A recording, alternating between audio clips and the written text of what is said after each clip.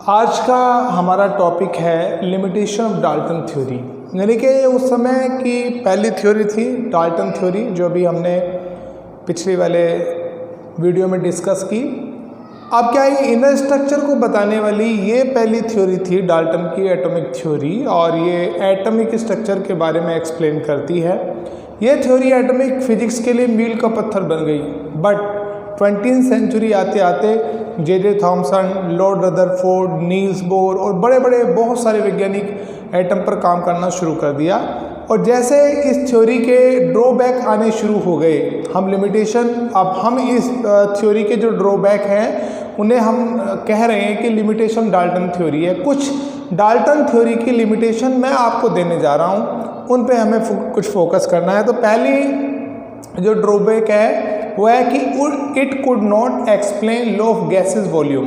ये जितने भी हमारे पास कॉम्बिनेशन के लॉ थे उनको तो ये एक्सप्लेन करती थी थ्योरी, मगर गैसेस लॉ को ये एक्सप्लेन करने में थोड़ा सफल नहीं हो पाई।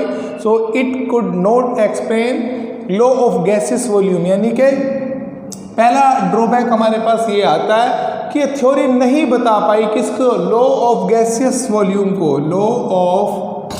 लॉ ऑफ गैसियस वॉल्यूम को, कि गैस किस तरीके से वर्क कर रही है और क्यों कर रही है, आपस में कैसे रिएक्शन कर रही है। ये थ्योरी का पहला ड्रॉबैक रहा। और दूसरा ड्रॉबैक ये रहा कि why do atom of the same और different element combine at all to form molecule. यानी कि एटम किस तरीके से, दूसरा है कि हमारे पास जो एटम है, मान लो एक H एटम है, दूसरा भी H एटम है, ये मेरे पास H2 बना रहा है, या Cl है, ये मेरे पास H से रिएक्शन करके, अगर नेचर में तो मिलेगा H2H2 करके इस तरीके से, या Cl2H2 करके, ये जो आपके पास 2HCl गैस बन रही है या जो भी कॉम्बिनेशन बन रहा है, जो मॉलिक्यूल का फॉर्मेशन हो रहा है, ये थ्योरी इस मॉलिक्यूल के फॉर्मेशन को बताने में असफल रही, फेल रही। तो कहा गया कि why do atom of the same और different element combine at all the form of molecules, कि मॉलिक्यूल्स को किस तरीके से फॉर्म करते हैं। थर्ड ड्रॉबैक है it could not explain why atom of different element have different mass, size और वैलेंसी। ये थ्योरी ये भी नहीं बता पाई कि अलग अलग जो एलिमेंट का एटम होता है वो किस प्रकार से मास में, साइज में, वैलेंसीज में अलग अलग होता है। यानी कि it could not explain why atom of different element have two different mass, size and valencies. ये थ्योरी इस बात को भी बताने में फेल हो गई।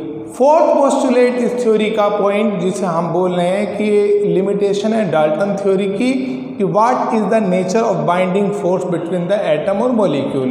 यानी कि आपके पास थर्ड पॉइंट तो मैंने अभी आपको बताया कि ये थ्योरी नहीं बता पाई कि अलग अलग एटम और किस तरीके से कंबाइन होते हैं। फोर्थ पॉइंट मैं जो बोल रहा हूँ कि What is the nature of binding force। ये जो मेरे पास H2 का फॉर्मेशन हुआ है, ये H2 का फॉर्मेशन हम जानते हैं ऐसे होता है, पर इसके बीच में कौन सा फोर्स ऑफ अट्रैक्शन लग रहा है और किस तरीके से काम कर रहा है, ये थ्योरी इस बात को बताने में भी फेल हो गई। और फिफ्थ और last postulate can not explain existence of matter. यानी कि आपके पास मैटर की जो 3 फेज होती हैं, जिनके बारे में मैं पहली क्लास से स्टार्ट कर रहा हूँ कि क्या सॉलिड, लिक्विड एंड गैस, ये नेचर के अंदर किस तरीके से एग्जिस्ट कर रही है, ये थ्योरी इस बात को भी बताने में फेल हो गई। तो 5 पोस्टुलेट, 5 पॉइंट मैंने बताए। पहला पॉइंट मैंने बताया कि it could not explain law of gases volume. Second मैंने बताया कि why do atom of the same और different element combine at all to form molecules. And third, it could not explain why atom of different elements have different mass, size and valencies. And fourth, what is the nature of binding force between the atom or molecule. And fifth, cannot explain existence of matter in the 3 state just like as a solid, liquid और gas। तो ये 5 limitation मैंने आपके पास रखी किस तरीके से Dalton की एटॉमिक थ्योरी की ड्रॉबैक हुआ करते थे।